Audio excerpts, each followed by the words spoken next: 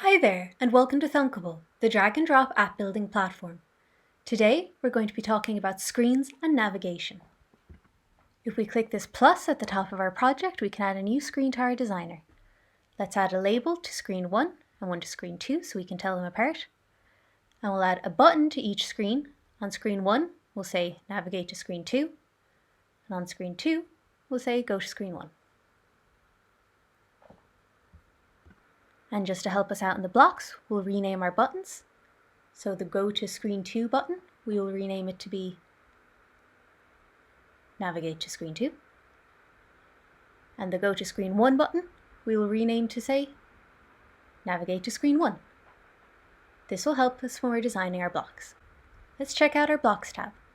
Now when we click Navigate to Screen 2, we'll go to Control and we'll get a Navigate to block. And of course, we want to go to Screen 2. Now if we go to our Screen 2 blocks, we can do the same thing. When we click Navigate to Screen 1, we want to navigate to Screen 1. Let's test that out.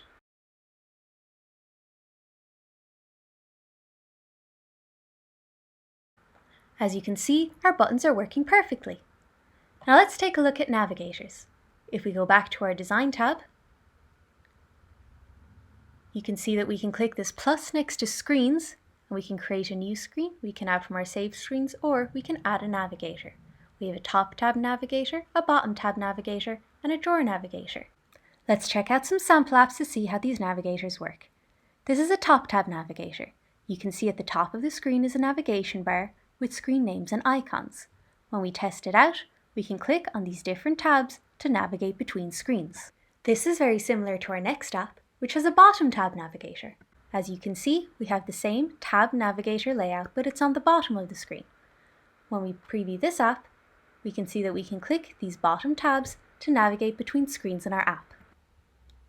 Now let's check out our last navigator, the Drawer Navigator. With the Drawer Navigator, you can swipe in a menu from one side of the screen to view the different screens in your app and select one to navigate to. Let's preview this app on the web, and as you can see, we can swipe in a screen from the left-hand side to navigate between the screens in our app. And that's our introduction to switching screens and using navigators in your Thunkable app. Thank you so much for checking out this video, and we'll see you in the next one.